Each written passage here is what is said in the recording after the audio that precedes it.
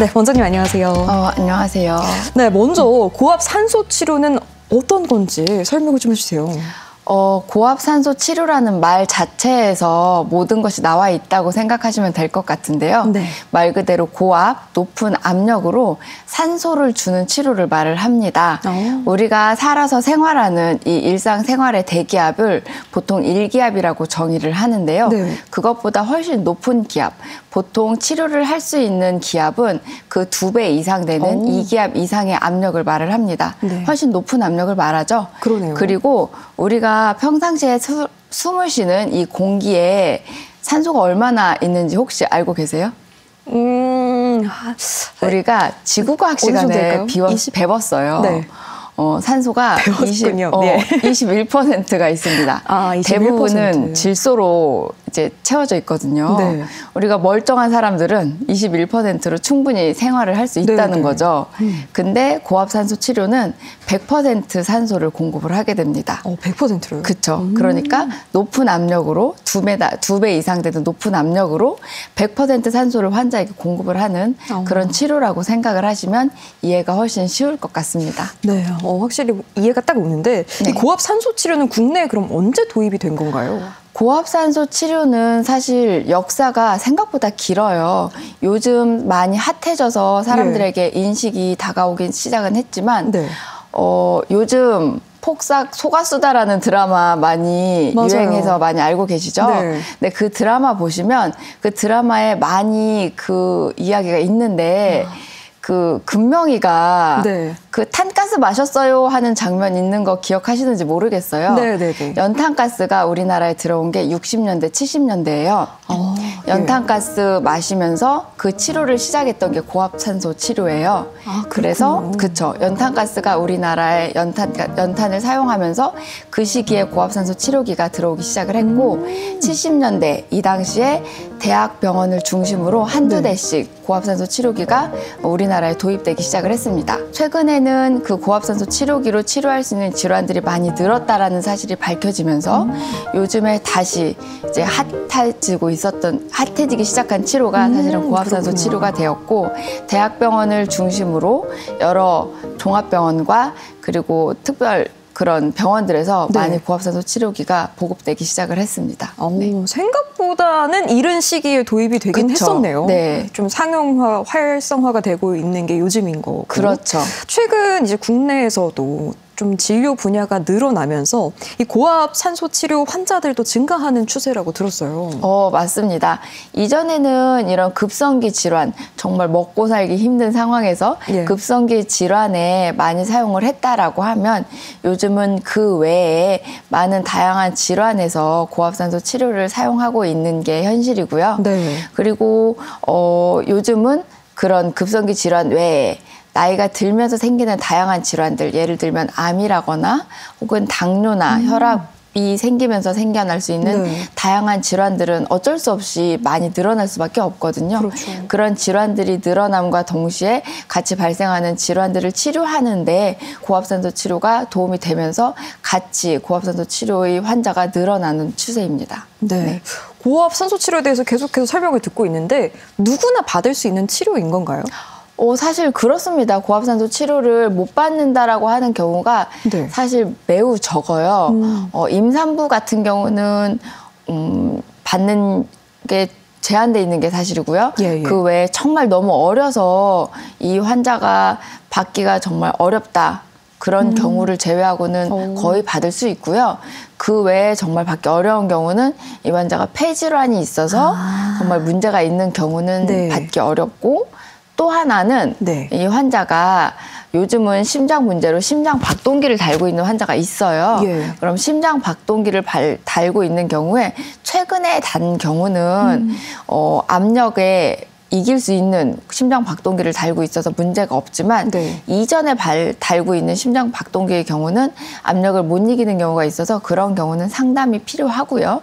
그 외의 경우는 대부분의 경우 고압산소 치료를 받는 데는 대부분 문제가 없습니다. 다만 드시고 있는 약이나 과거력 같은 경우는 아무래도 전문가와 상의를 하고 치료를 시행하는 게 아무래도 환자에게 안전하겠죠. 네, 말씀해 주신 경우는 좀 선택하기 전에 고려를 해봐야 되겠네요. 그쵸. 본격적으로 이제 고압 산소 치료에 대해서 이야기를 좀 나눠보겠는데 치료 과정이 어떻게 되는지 많이 궁금해하실 것 같아요. 네. 치료 과정은 사실 상당히 간단합니다.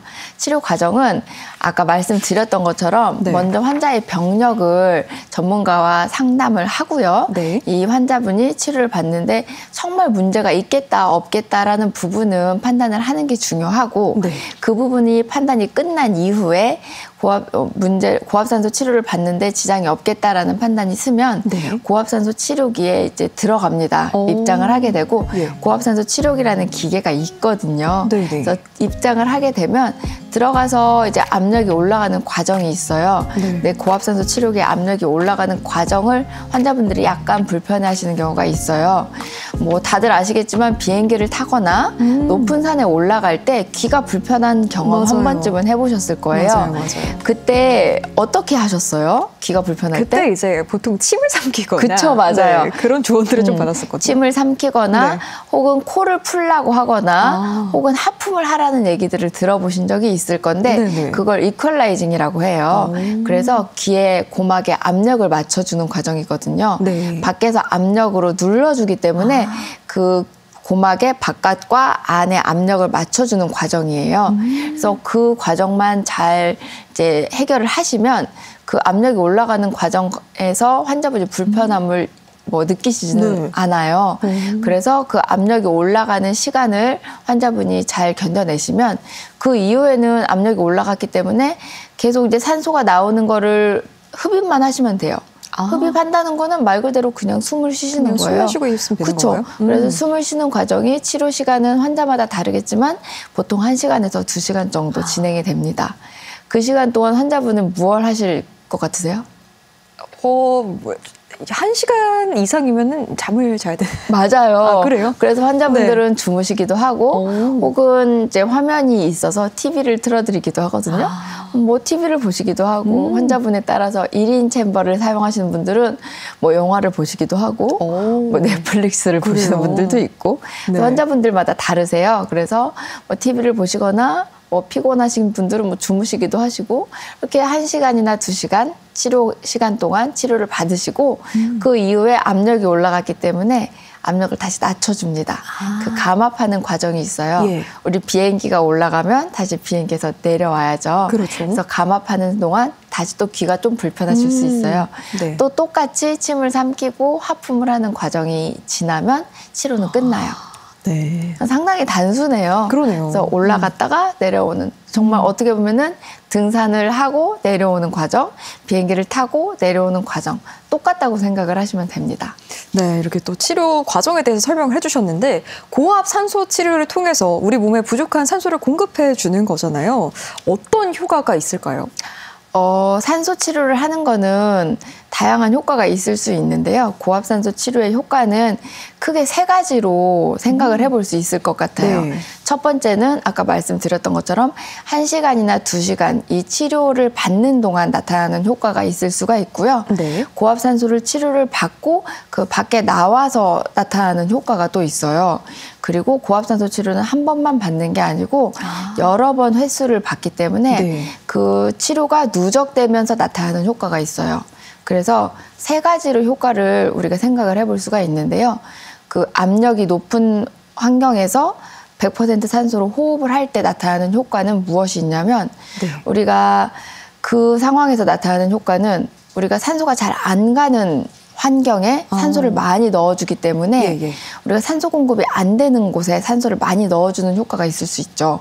그렇기 때문에 예를 들면 산소 공급이 안 되는 곳이라고 말을 하면 우리가 뭐 혈액 공급이 안 되는 곳이 있겠죠. 네. 혹은 뭐 많이 부어 있어서 그곳에 뭐 부종이 심한 곳이라거나 네. 염증이 심한 곳이라거나 그런 곳에 있어서 붓기를 빼줄 수가 있고 그리고 염증을 잡을 수가 있고 그리고 감염을 해결해 줄 수가 있고 그런 여러 가지 해결 효과가 그 산소 치료를 받는 동안 나타날 수가 있어요. 그런 효과가 첫 번째 효과고요. 네. 두 번째 효과는 우리가 산소가 많은 곳에 있다가 밖으로 나왔잖아요. 맞아요. 그러면 우리 몸은 어떻게 느끼냐면은 산소가 부족하다고 느껴요. 그렇겠네요. 나는 저산소증 상태인데? 라고 몸이 느껴요. 그러면 몸이 이상해지는 게 아니고 난 저산소증이니까 일을 해야 돼라고 느껴요. 그러면서 내 몸은 어떤 일을 하냐면 피를 빨리 만들어내려고 일을 하고요. 그리고 면역 반응을 빨리 일으켜서 몸이 튼튼해지려고 하는 면역세포를 만들어내는 이런 다양한 반응들을 또 일으킵니다. 결국 산소 치료를 하게 되면 산소통 안에 있든 밖에 나오든 몸은 계속 일을 하는 거예요. 그러네요. 그런 반응이 있게 되고 세 번째 반응은 이게 누적되면서 나타나는 반응인데요. 시너지 반응, 우리 최근에 젊은 분들이 가장 좋아하는 영노화 같은 일이 그렇죠. 일어납니다. 그래요? 네. 그래서 노화세포가 30% 줄었다는 이스라엘 연구 논문이 나올 정도로 그래서 요즘은 항노화가 아니라 영노화라는 영노화로 가는군요. 네, 그런 효과까지 그래서 세 가지로 효과를 확인을 해볼 수 있을 것 같습니다. 네, 굉장히 효과가 많은데 화상을 입은 경우에도 도움이 된다고 말씀해 주셨는데 고압 산소 치료가 어떻게 이용이 되는 거예요? 화상은 다양하게 이용이 될 수가 있는데요.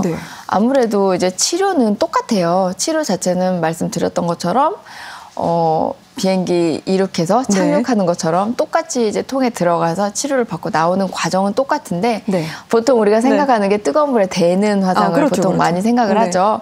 그런 화상이 있고 혹은 흡입 화상이라는 게 있을 수가 있어요. 그래서 제가 생각을 해봤는데 이제 두 가지로 이제 나눠서 생각을 하는 게 좋을 것 같아요. 그래서 접촉 화상이라고 하는 게 우리가 소위 말하는 뜨거운 물에 데는 화상 같은 거거든요. 그래서 그런 경우는 정말 이제 부종이 생기고 거기가 피부가 벗겨지거나 이런 부분들이 빨리 재생을 해야 되는 그런 화상이에요. 그래서 그런 경우는 그 부분이 감염이 생기지 않게 돕는 것들 그리고 이제 예를 들면 이게 피부 이식이 필요한 경우에 피부 이식까지 안 가고 빨리 회복이 되는 걸 돕는 것들 그리고 혹은 피부 이식이 필요한 경우에 빨리 생착이 돼서 빨리 회복이 될 수 있도록 돕는 그런 부분에서 고압산소 치료가 도움이 되고요. 그 외에 흡입 화상이라는 건 뭐냐면 정말 화재 현장에서 입는 화상 같은 것들인데요. 소방관 분들 이런 분들이 많이 입을 수가 있죠. 최근에 안 그래도 화재가 많아서 소방관 분들이 많이 힘드실 수가 있는데 그런 경우에 오시는 경우는 겉으로는 별로 화상이 없을 수가 있어요. 그 대신 이제 뜨거운 화기를 들이마시면서 생기는 화상인데 그런 경우는 폐에 화상을 입으시는 경우가 상당히 많아요. 그러면 그분들이 생기는 경우는 폐렴 그리고 이제 기관지가 화상을 입으면서 이제 숨을 못 쉬고 기관지가 이제 부종이 생기면서 목소리가 안 나오고 이런 문제들이 발생을 할 수가 있거든요. 그런 경우에 고압산소 치료를 받게 되면 폐렴으로 진행하는 거를 막거나 그리고 뭐 목소리가 나오는 걸 이제 도와준다거나 그리고 숨 쉬는 걸 호전시킨다거나 이런 부분들에 있어서 많이 도움이 될 수가 있고요. 실제로 제가 화상 환자들을 치료를 해봤을 때 그런 부분들이 회복이 빨랐고 그리고 통증이 확실히 적었던 경험을 봤습니다. 화상 치료에도 굉장히 많은 도움이 되는데 암 환자의 치료에도 고압 산소 치료가 쓰인다고 맞아요. 암 환자에서 우리가 보면 유일하게 암 환자들이 보험이 되는 경우가 있고 보험이 안 되는 경우가 있어요. 암 환자에서 보험으로 치료를 할 수 있는 경우는 암 환자마다 다르겠지만 방사선 치료를 받는 경우가 있어요. 방사선 치료를 한 환자의 경우에 방사선으로 인해서 손상이 되는 경우가 있어요. 예를 들면 방사선 치료를 했는데 그로 인해서 그 부분이 뼈가 괴사가 됐다거나 조직이 손상이 됐다거나 예를 들면 뭐 얼굴 쪽에 방사선 치료를 했는데 턱뼈가 괴사가 됐어요. 이렇게 오시는 분들이 있고 혹은 뭐 자궁 쪽에 방사선 치료를 했는데 그로 인해서 방사선으로 방광염이 와서 자꾸 피가 나와요. 이렇게 말씀하시는 분들이 있거든요. 그런 경우에는 고압산소 치료를 받으면 드라마틱하게 좋아져요. 그런 부분들이. 그래서 출혈이 멈추고 뭐 골 괴사가 일어난 부분들이 빨리 회복이 되고 이런 부분들이 상당히 많이 좋아지기 때문에 그런 경우에는 보험이 될 정도로 이제 국가에서 인정을 해주는 거죠. 그 정도로 암 환자들에게 방사선 치료 후에는 도움이 되고요. 요즘 사실 해외에서 그 부분보다 더 도움이 된다고 핫한 부분은 뭐냐면 프리컨디셔닝이라는 부분인데요. 프리컨디셔닝? 그 부분은 뭐냐면 암 환자가 치료를 하기 위해서 치료 전에 더 전처치를 해주는 부분을 말을 해요. 그래서 예를 들어서 암 환자가 뭐 항암 치료를 한다거나 방사선 치료를 하기 전에 더 이 치료가 더 적합해지도록 환자의 컨디션을 만들어주는 걸 말을 합니다. 네. 예를 들면 뭐 항암 치료 하기 전에 그 암세포 혹은 암세포 주변에 있는 조직들을 고압산소 치료를 통해서 네. 암세포와 그 주변 조직을 건드려 주는 거죠. 그래서 항암 치료 약물이 더 잘 작용할 수 있도록 그런 고압산소 치료를 그렇게 접근을 하는 게 고압산소 치료 프리 컨디셔닝인데, 해외에서는 사실 그 부분에 있어서 더 많이 연구를 하고 있고 요즘 더 많이 그쪽으로 접근을 하고 있는 게 추세입니다. 이 뭐 화상, 암 이런 질환 말고도 이 밖의 질환에도 고압 산소 치료가 도움을 받을 수 있는 게 있나요? 그럼요. 요즘 그 손흥민이 고압산소 치료한다는 얘기가 기사에 여러 번 떴었는데 혹시 보신 적 있으세요? 지금 처음 듣는 것 같아요. 처음 들으셨어요? 네. 베컴 그리고 손흥민 그래요? 이런 스포츠 스타가 고압산소 치료를 받는다는 기사들을 이제 종종 보신 분이 있으실 거예요. 네네.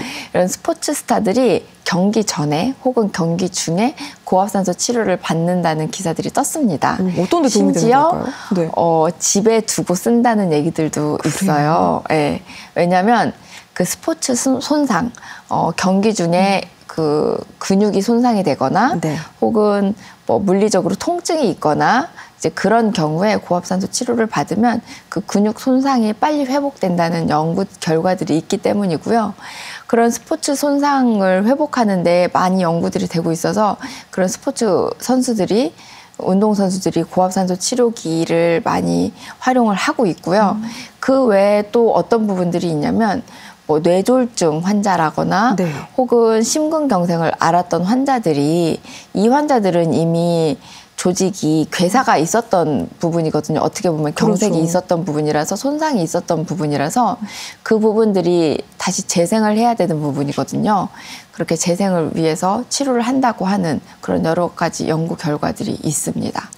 또 그런 데도 도움이 되는 네. 거예요. 그리고 여러 헐리우드 스타들이 예. 미용을 위해서도 많이 그래요? 사용을 하고 있고 심지어 집에 두고 쓰고 있다는 집에 두고 네, 그런 기사들도 많이 있습니다. 이게 집에 두고 쓰기에는 사실 이게 전문적인 장비와 시설이 필요하기 때문에 네. 뭔가 비용도 만만치 않을 것 같다는 생각이 좀 드는데 그쵸. 실제로 어느 정도인가요? 그래서 헐리우드 스타들이 쓰겠죠?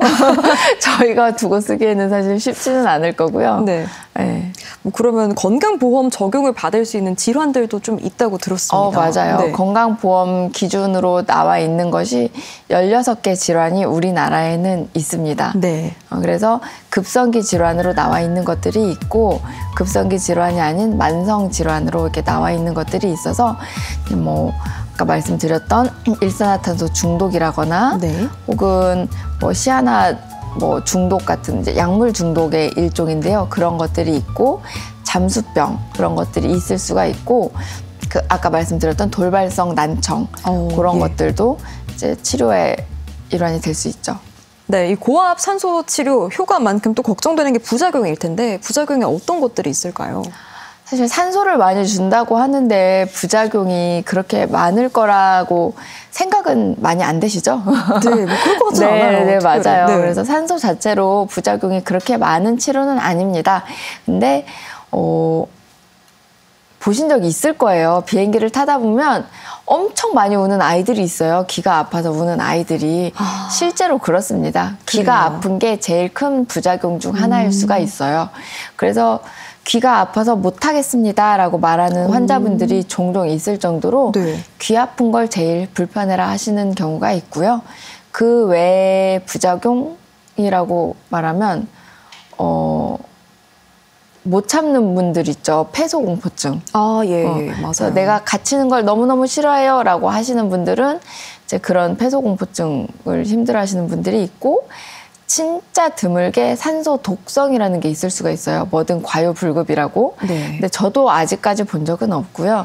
진짜 극히 드물게 산소 독성이 나타날 수 있다고는 하지만 그거는 이제 산소 치료 도중에 이제 산소를 중단하면 다 멈추기 때문에 이제 크게 걱정하실 필요는 없고 보통 이제 전문가가 다 확인을 하고 있기 때문에 너무 걱정하실 필요는 없을 것 같습니다. 네, 그럼 고압 산소 치료를 마치고 난 다음에 주의해야 할 점에는 어떤 게 있을까요? 제가 모든 환자분들께 말씀드리는데 네. 담배는 태우지 마시라고. 담배요. 그거는 말씀을 드려요. 왜냐하면 네. 우리가 산소 치료를 하는 이유 자체가 산소 공급이 안 되기 때문에 산소 치료를 이제 권고를 드리는 거거든요. 근데 담배를 태우게 되면 산소 공급을 막는 그러네요. 하나의 원인이에요. 네. 그래서 담배는 태우지 마시라고 말씀을 드리고 있고, 근데도 불구하고 제 말 안 들으시는 분들 참 많으시더라고요. 네. 그래서 그거 하나는 꼭 지켜주셨으면 좋겠다라고 다시 한번 말씀드리고 싶네요. 네, 치료 후에 금연을 꼭 네. 잊지 말아야 될 것 같습니다. 네. 마지막으로 당부하고 싶은 말씀이 있다면 부탁드립니다. 고압산소 치료는 여러 가지 질환과 만성 상처에 도움이 되는 매우 좋은 치료입니다. 그렇지만 물론 만병통치약은 아닙니다. 치료 전에 전문가와 상의를 하시고 충분한 상의 후에 치료를 시작하시는 것이 도움이 되겠습니다. 그렇지만 고압산소 치료에 대해서 많은 연구가 진행되고 있기 때문에 많은 분들에게 기대와 꿈이 될 거라고 생각을 하고 있습니다. 앞으로도 많은 관심 가져주시면 좋겠습니다. 감사합니다. 네, 이 시간에는 혈관외과 전문의 김미진 원장과 함께 고압 산소 치료에 대해 알아봤습니다. 네, 원장님 오늘 말씀 고맙습니다. 네, 감사합니다.